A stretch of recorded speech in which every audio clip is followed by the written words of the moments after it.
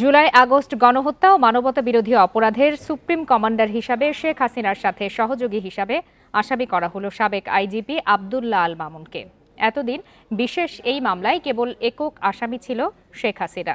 শুনানিতে chief prosecutor বলেন, শেখ হাসিনার কমান্ড বাস্তবায়নে ডান হাত ছিলেন সাবেক আইজিপি, তার জন্য তাকে সহযোগী আসামি করা হয়েছে।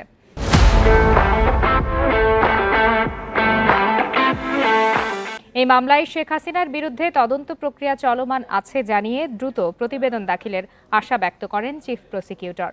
এর আগে সকালে এই মামলার শুনানির জন্য ট্রাইব্যুনালে হাজির করা হয়।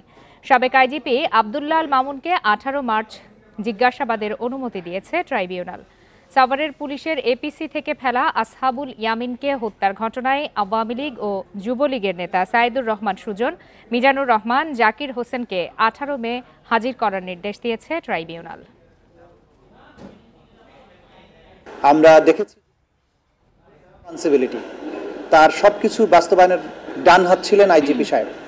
সে কারণে আমরা কৌশলগত কারণে তাকে এই মামলাতে অন্তর্ভুক্ত করেছি এবং তার সম্পৃক্ততা আছে, যেভাবে শেখ হাসিনার অপরাধ প্রমাণের ক্ষেত্রে তার সম্পৃক্ততাটা দরকার ছিল, যে কারণে আমরা এটা করেছি।